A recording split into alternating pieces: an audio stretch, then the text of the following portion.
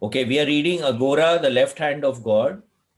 We are on chapter 3, page number 104 of the book and 55 of the PDF.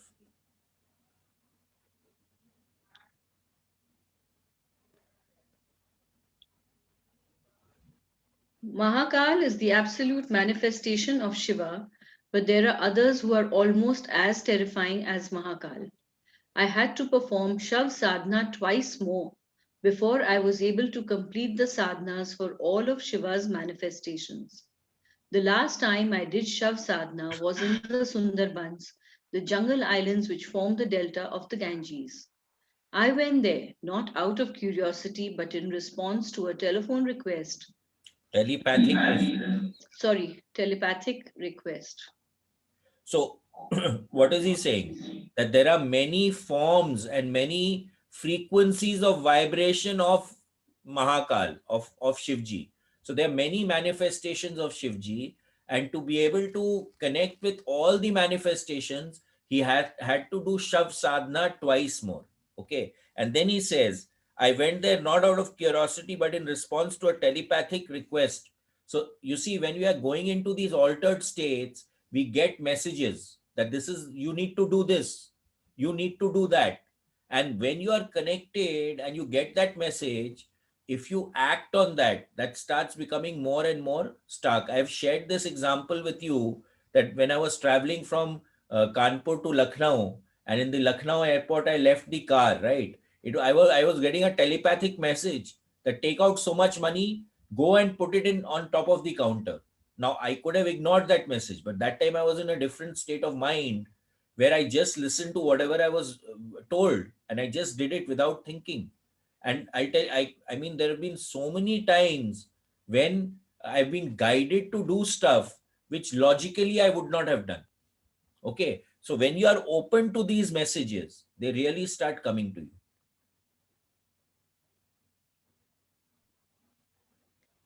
I ignored it for a few days until it proved too strong for me and I had to make my way to the jungles. So again over here, it became too strong for me.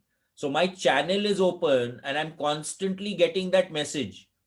So now it makes me, I mean, I'm forced to listen to that message. Okay. When you are really connected, the guys up there want you to be protected. They are looking for you to grow. So they will attempt to tell you again and again. So that's again a pattern, right? Now let us say we are talking about a particular book over here. Then you go home and you ring up a friend, and that friend talks about the same book. Then you switch on the TV and that same book, something is happening. So what is happening? The universe is telling you, it's pointing to you that you need to do something about that book. So in the same way, if bar mere ko, I'm getting the message that you need to do this, you need to do this, you need to do this. So then you start listening.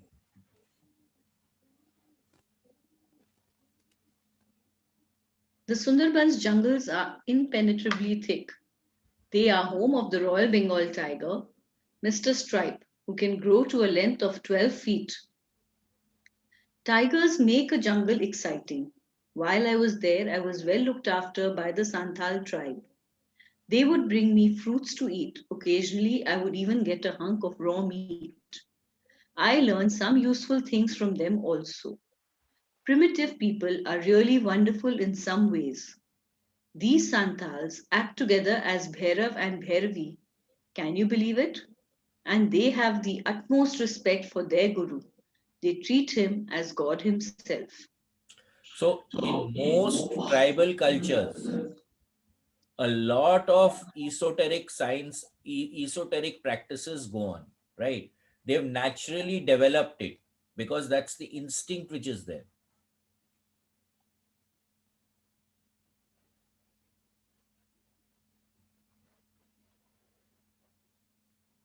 Although I was enjoying myself, I began to become restless.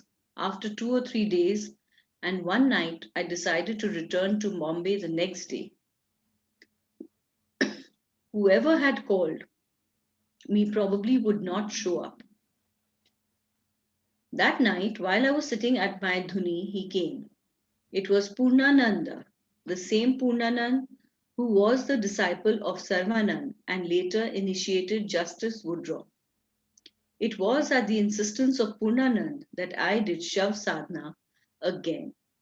By this time, I had done it a fourth time after the three I had done for Shakti, and I was an old hand at it. It was just a formality to me. But it was essential for Batuk Bhairav. Batuk is a little boy, only about 8 years old in appearance, although he can be terrifying when he wants to be. The corpse was that of a handsome young man, and I succeeded without any ado. I am still thankful to Purnanand for enabling me to complete my sadhanas of all the manifestations of Mahakal. Perhaps I was meant to do sadhana of Mahakal. I have always felt very lucky that I am a descendant of Sagal Shah, who was a merchant and a devotee of Lord Shiva. He had a little son who, you may believe it or not as you wish, was actually Mahakal in disguise. Sajal Shah had taken a vow that he would not eat each day until he had fed a sadhu. One day during the rainy season, he had not eaten for 3 days because he lived on an island and no sadhu would venture out there during a heavy storm. On the fourth day, he learned that an Aghori, who was really Lord Shiva in disguise, had come to visit the island. Sajal Shah, sorry,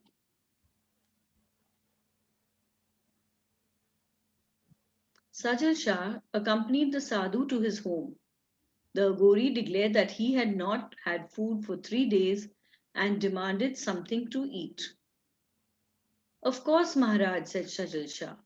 Will you have some sweetened milk or yogurt or, you fool of a merchant, I am an Aghori. Am I meant for sweets? I eat meat. Bring me meat. Aghoris are always wild and uncontrollable. Sajal Shah remembered the old proverb, Atiti Devo Bhava. Treat your guest as God. Said to himself, Lord, who have you brought into my house today? Because he had never even brought meat into his house before, much less cooked it there. But the guest must be satisfied. That was part of his vow. The Aghori continued, and I don't want mutton or chicken. I want human flesh. Sajal Shah, resigned to his fate, said, All right, Maharaj, I will have myself killed and cooked and served to you. This only made the Aghori wilder. Dunce, you are an old man. Think how stringy and tough your meat will be. I want a young child.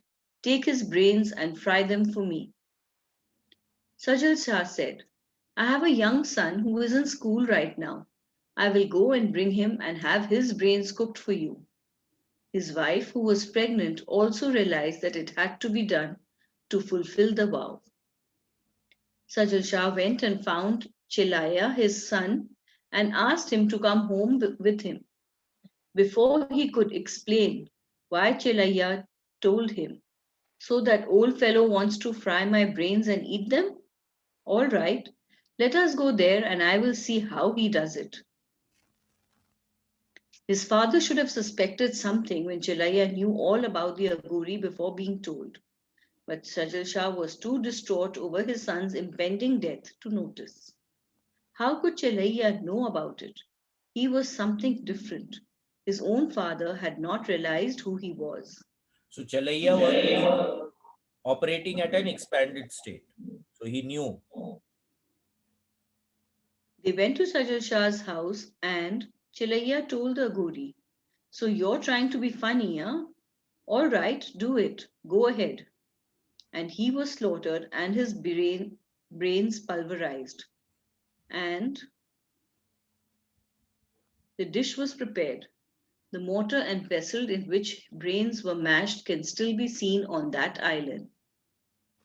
When the meat was set before the Aghori, he became wilder still and refused to eat it, saying, How can you expect to eat food prepared by a barren woman?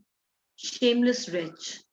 This was too much for Sajal Shah's wife, who said to him, You damned Aghori, Who do you think you are?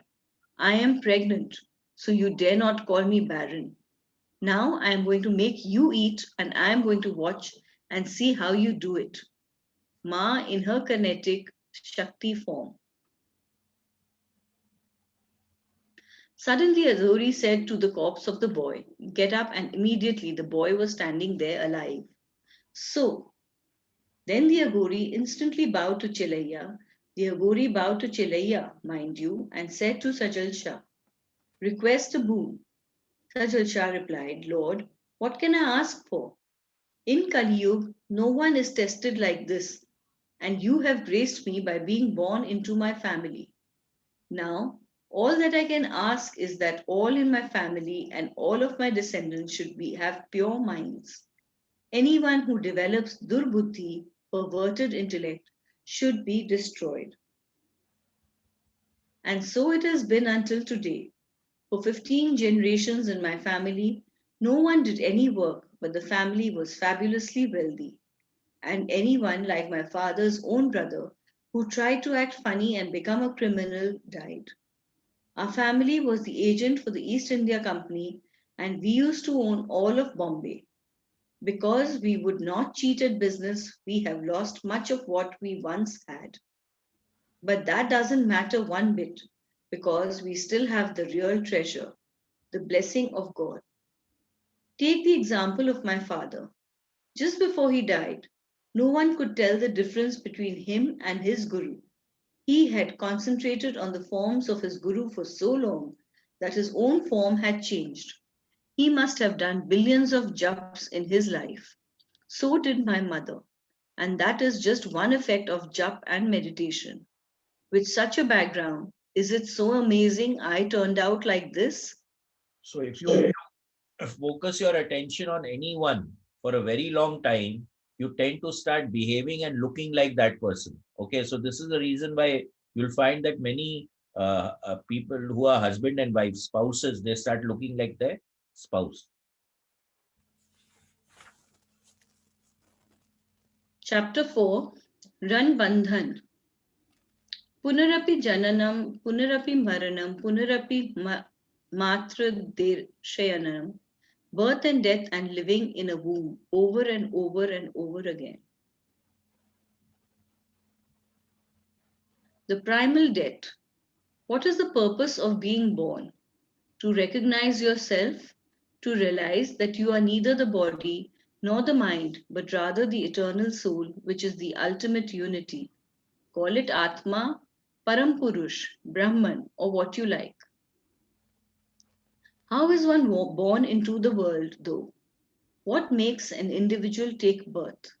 Some say that karma is at the root of everything. But when they are asked the origin of karma, they say that karma is eternal.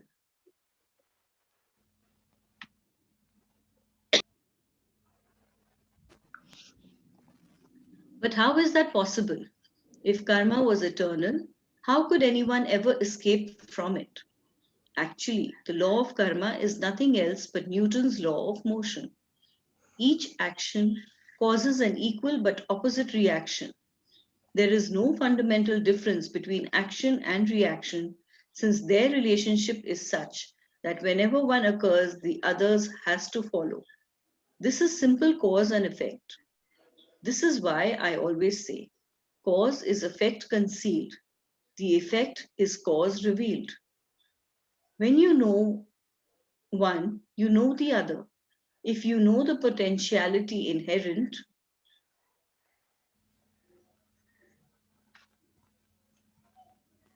in the seed, you can predict what sort of tree it will produce. If you know the egg, you know the bird. If there is no end to action and reaction, how could anyone ever hope to get out of the whirlpool of life? How could you ever hope to realize yourself? There must be a way out, and there is. God is never cruel or unjust. Humans are, and we project our limitations onto Him. To get out of the grip of karma, you must first realize that all karma is due to rin, debt. Karma can occur between two individuals only if there is some bondage of debt between them. I call this Rin Bandhan from the Sanskrit Rin debt and Anubandhan bondage. For example, if I steal something from you in this lifetime, the opportunity for me to steal from you can arise only if a debt exists between you and me. Only if you owe me something. If there is no bondage, I will not be able to locate your home or will not find what I want even if I do burgle it.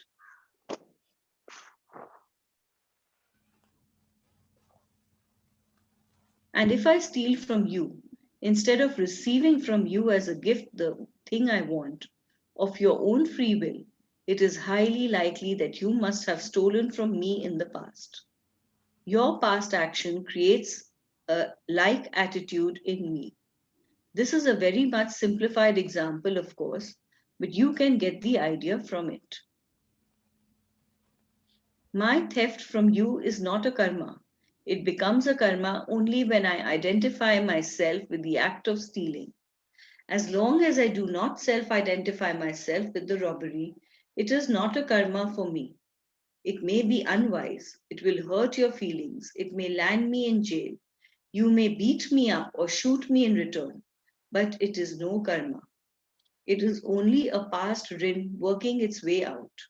Self identification with one's actions converts them into karmas by binding the ego down more tightly to the limited temporary personality. Okay, so again, there is no karma if there is no emotion attached to the karma. That is not self identifying myself with the robbery, right? So if you self identify with the karma, with the ego coming in, that I am doing it, that is when you identify with the karma, then it becomes a problem. But if you're just doing the action without any attachment and you're not self identifying with it, then there is no karma. If I write a check for 10 million rupees and fail to sign it, it is valueless, even though I performed the action of writing it and giving it to you. Once I sign it, though, and you present it to my bank to be honored, well, I'm in trouble unless I have at least 10 million rupees in my account. Remember, only the ego has the power to self identify. Your ego is continuously self identifying with your body and your personality. I have black hair, I like race horses, whatever. So to create your identity, a small amount of ego is necessary. Thanks to the ego, we are all able to remain alive because as soon as the ego ceases to self identify with the body, an individual dies. So again, to survive, we have to have some amount of ego. Otherwise, there is no distinction between anything and us.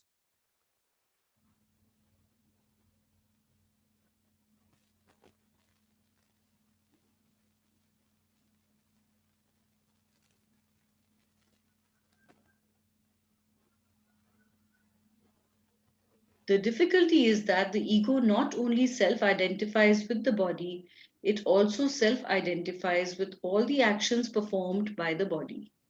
The ego tries to protect itself by preventing the repaying of karmic debts which have fallen due. Thus, new karmas are created. So the difficulty is that the ego not only self identifies with the body, but it also self identifies with all the actions performed. So the ego is saying that this is my body, this is me, and all the actions are being performed by me. And that is where the problem lies. And that is how karmic debt is created. If there is no self identification, then there is no karmic debt.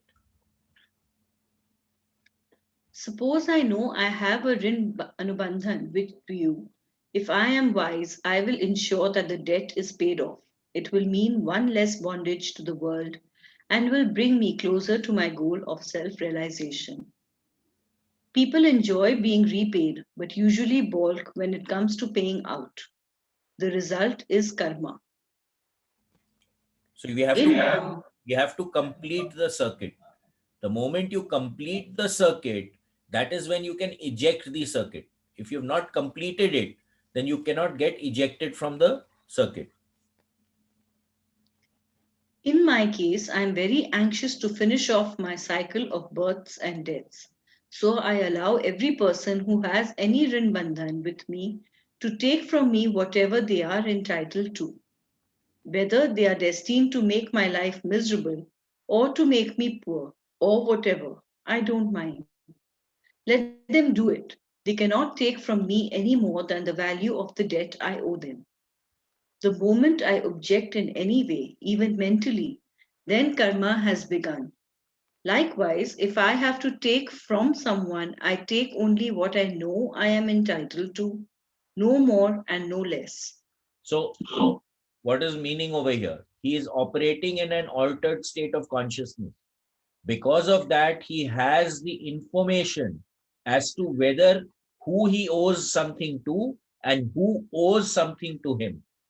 So, in that process, if he owes someone something, he wants to pay it and get rid of it. If he needs to take something from someone, he takes it and also gets rid of it.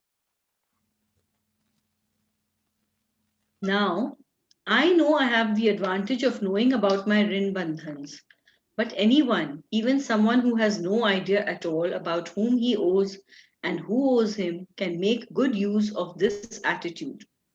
The more you scheme and plot to snatch from others, the further you bind yourself down in karmas.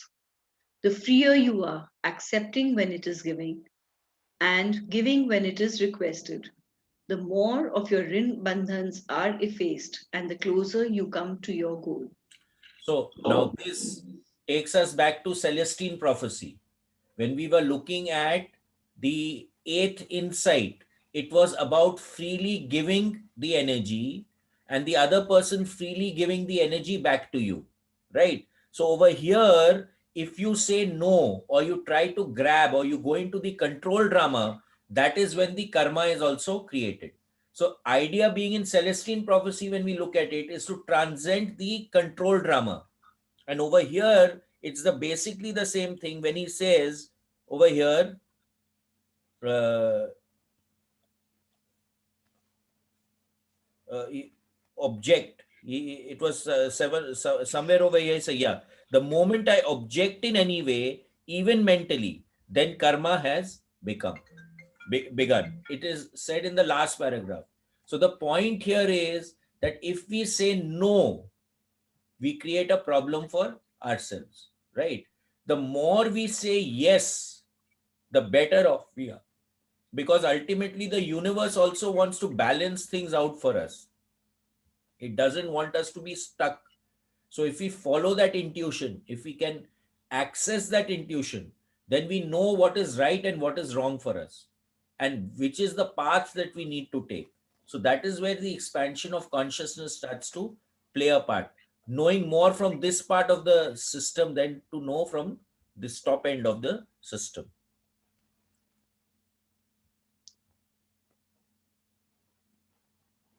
This is why I always say that life is only a memory. It is the memory of all of one's rin bandhans of countless births.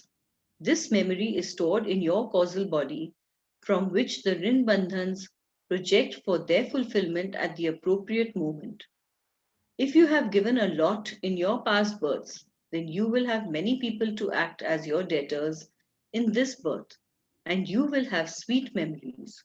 If you have taken ruthlessly from everyone in the past, they will take from you ruthlessly this time around, and your life will be filled with bitter memories. However, you look at it, life is nothing but a memory, be it bitter or sweet. So this is very much like what we are talking about in the Gita also of your vasnas. Okay. Your prarabdh vasnas are the ones over here, it says over here, from which Renbandhu project for their fulfillment. Yeah. This memory is stored in your causal body, from which the Ranbandhu is projected for their fulfillment at the appropriate moment.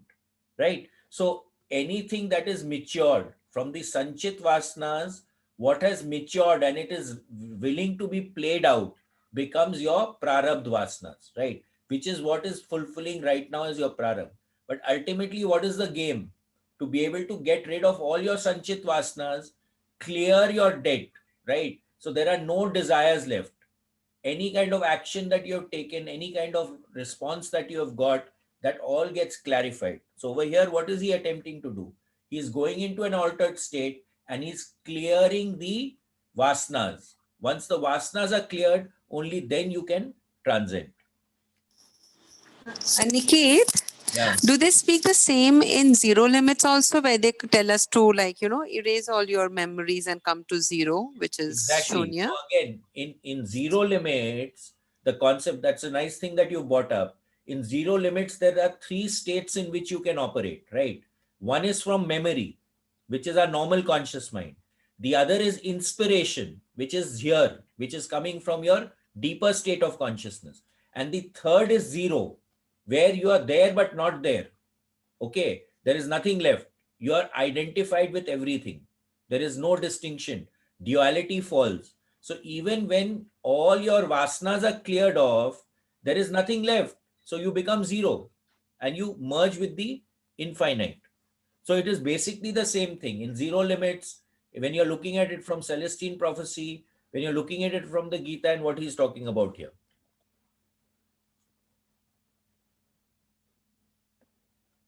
And remember that the sweet memories can also get you into karmic trouble. Suppose someone owes me money and I demand it from him or kill him for it, instead of permitting him to pay me in his own time, according to his own sweet will. Or suppose a woman owes me sex, and when the rin is over and she wants to leave me, I try to force her to remain, or I rape her if she refuses to provide me with immediate gratification. Or suppose I am a doctor and a loyal patient suddenly stops coming and I react with indignation or with insulting behavior. The moment you act to protect what you feel to be your self interest, your ego, karma adheres to you like mud. So again over here, what is happening? Even doing good deeds can hold you here. If you think that I have done lots of good deeds, so I am meant to get this benefit back because I did the good deed. Now that also creates a problem for you, right? Now, if you are meant to get that, now there is over here when we were reading the shift, he said from entitlement to humility, from control to trust, from attachment to letting go, right? So over here, what is this?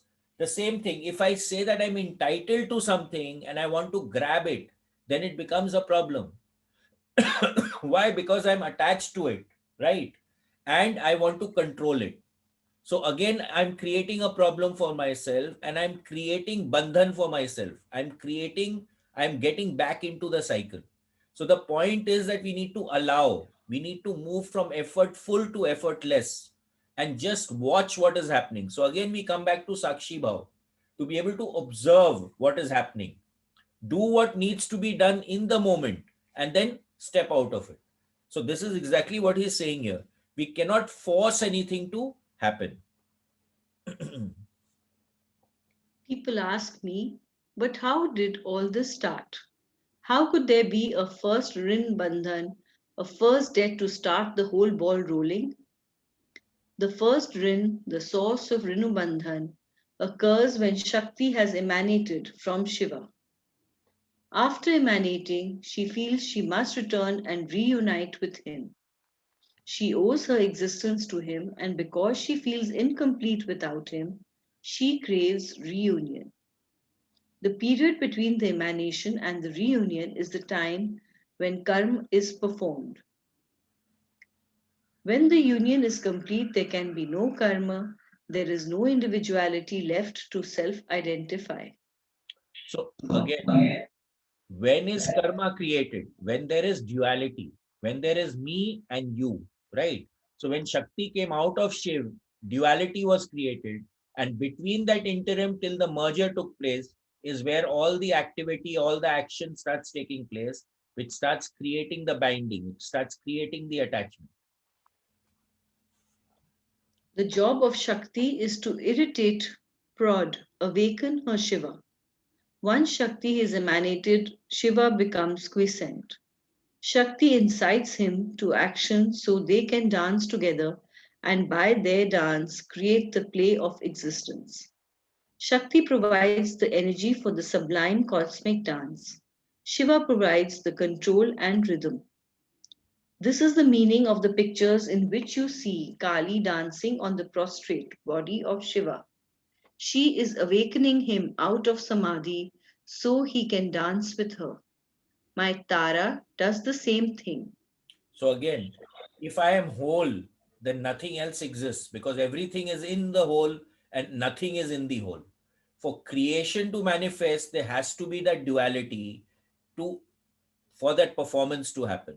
So, and then the dance starts taking place. Everything is movement, everything is a vibration.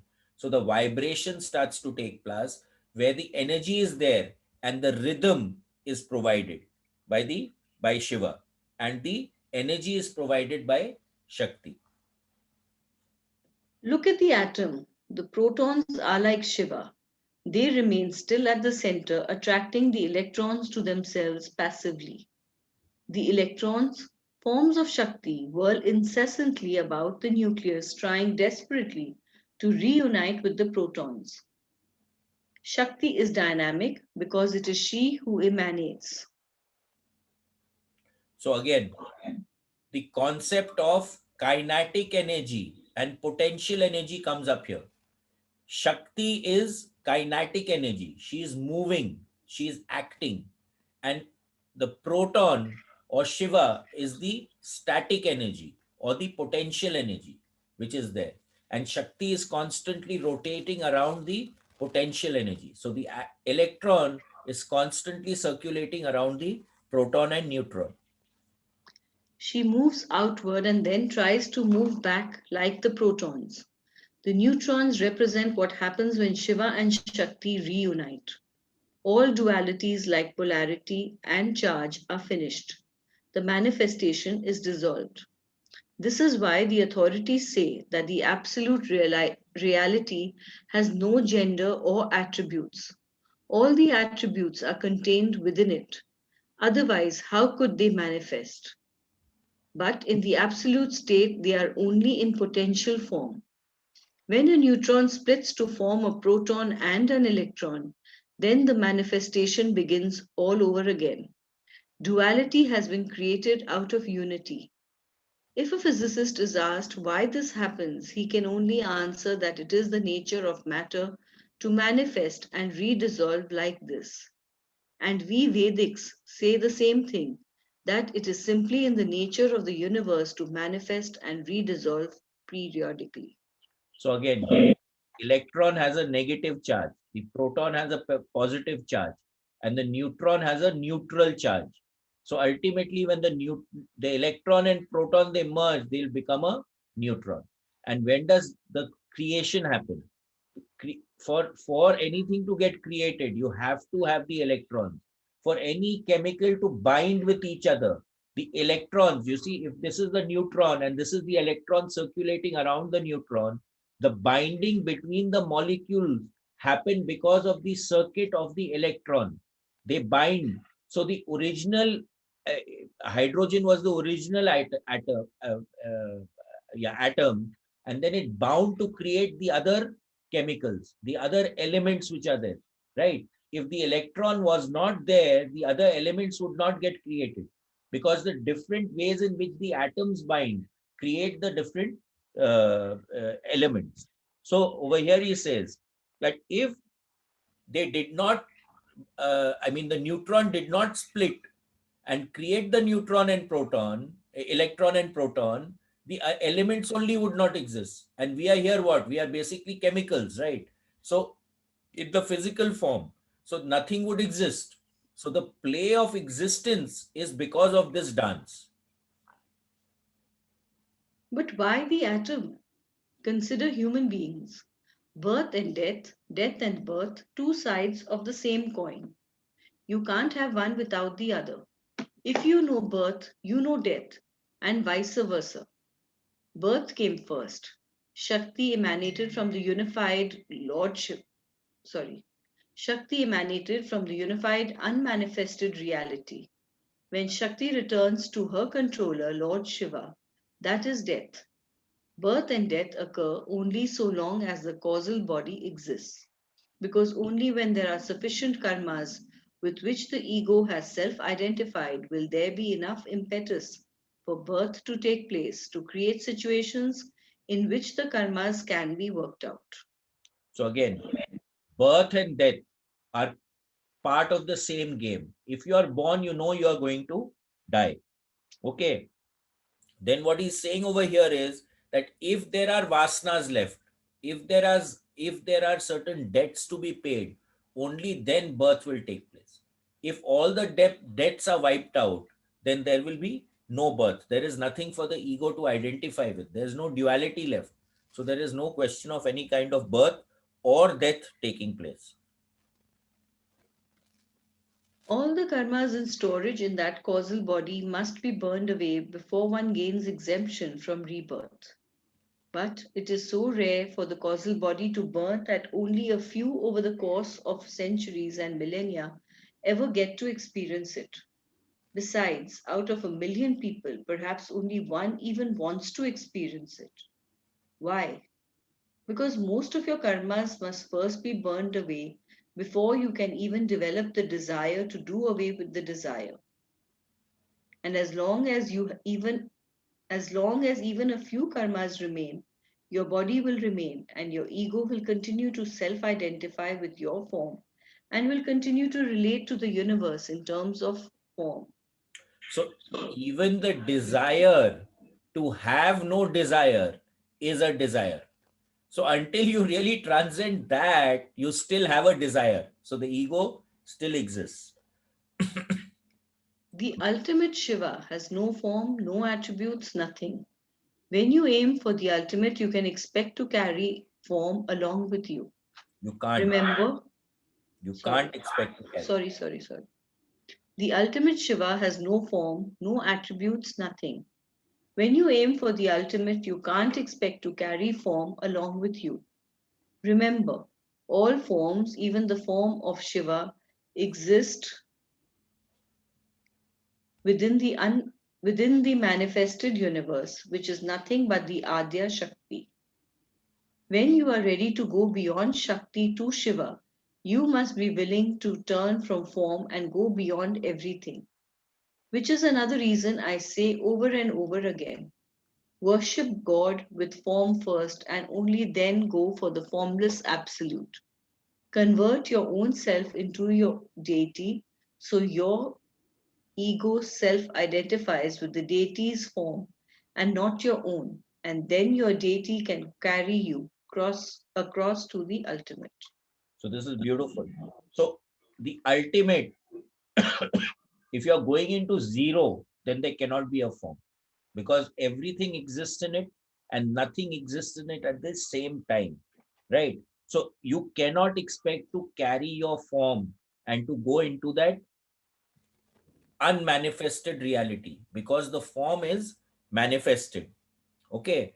And then he says over here, worship God with form first and only then go for the formless. So there has to be a step by step progress, right? We saw this in the magical child also when we were talking of the matrices, how a child develops. So if you are going to attempt to jump from before you actually experience the physical, you cannot experience the conceptual, right? So if a baby is there, you cannot make the baby not experience the physical aspects and go into the abstract aspects of things. So if you're showing baby an apple on the page without showing the baby the physical apple, where the baby can actually taste the apple, smell the apple, feel the apple, uh, realize what the apple is, the abstract apple is a very, very slim representation of that apple, right? So over here, unless you've experienced the form, it becomes difficult to go into the formless. You cannot make that jump and the transition. So he says very clearly, worship God with the form first and then only go for the formless. And then identify so much with that, with the God or with that formless part of it, to tending towards that, that the ego has nothing left to self identify with. And that is when the transition will take place.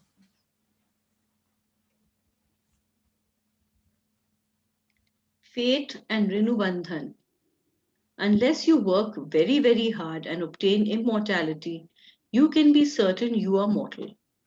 All created beings are mortal because they are merely projections of energy, of Shakti. When Shiva and Shakti unite, millions of beings and universes are created by the overflowing of their bliss. This is on the cosmic scale. On the small scale, a man and a woman copulate, and when the sperm and the ovum unite, they, two cells, proliferate into billions of cells out of the exuberance of their joy. Men and women procreate. Shiva and Shakti create. So that Whether, union is what releases the energy for the manifestation of anything to take place. whether it is creation or procreation, every projection is limited. The limitation is one of time. Even at the creation of the universe, the projection of Shakti is limited. Otherwise, how could any forms be created? The idea of form is nothing but the idea of limit. Shakti is the force of limitation, which is why some so called holy men fear and despise her, but they don't realize how limited they are themselves. So if there was no limit, then there is everything, right? So if there is everything, then again nothing can exist. So automatically there has to be a control. There has to be a controller switch in this entire process, and Shakti controls that. The moment anything is created, its lifespan is determined. Call it trajectory or atomic clock or anything you please. But the seeds of destruction are planted at the instant of creation and grow at a fixed rate. And that is why I always say the moment of death is fixed at the moment of birth. So over here, the principle of entropy starts coming in, right? Ultimately, one of the meanings of entropy is that everything is going towards ultimate destruction. So everything that is created will ultimately get destroyed. Now, let us say I have a tabletop and I rub my hand through the tabletop. Now, what happened?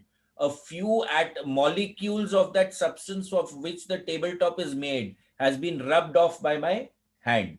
Right now, if I keep rubbing it off, keep rubbing it off, keep rubbing it off, after some time, what will happen? There'll be a hole over there. Right. So again, everything that is created will ultimately get destroyed. And there is a half life, there is a concept of half life where everything deteriorates at the half life rate. Like radioactive substances have the smallest half life. That is why they radiate so much of energy, because the entropy in a radioactive substance is extremely high. And just as a side note, Joe McMonaghan, the remote viewer, he was remote viewer 001 of USA. He says very clearly that the easiest things to locate by through remote viewing are atomic warheads, because they are emitting so much of radiation that in an altered state they turn out to be very bright spots because of the radiation being emitted. Some people say, oh, but you can always commit suicide and cheat death. But it's not true. If you decide to commit suicide, it is because you are meant to commit suicide. As they say in Sanskrit, Purva Datteshu Maranam. You get the same death again and again for at least 7 births in succession. So over here, again, we are going into altered states. What we find is that most people who commit suicide, in the Monroe Principle at least, tend to get stuck in focus 23. In focus 23, when people have gone, they have seen people enact the same act over and over and over and over and over again over there, and they get stuck over there. So over here, he says that you're stuck with it for 7 births. It can also mean that when you go into that altered state after you get rid of the physical body, you get stuck in that scenario, in that expanded state of consciousness.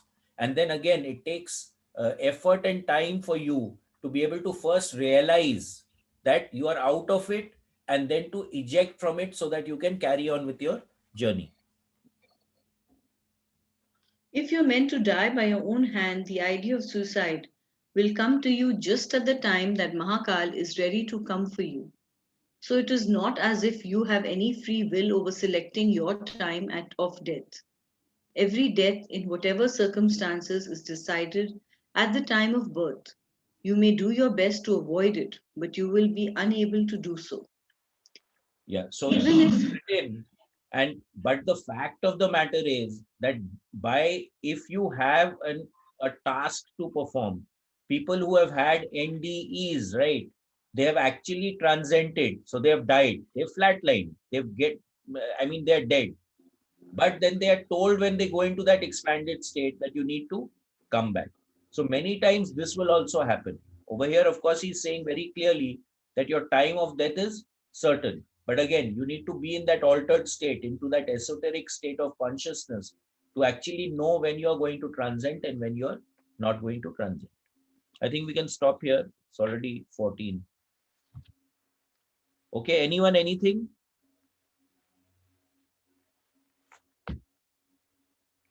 One second, let me stop this.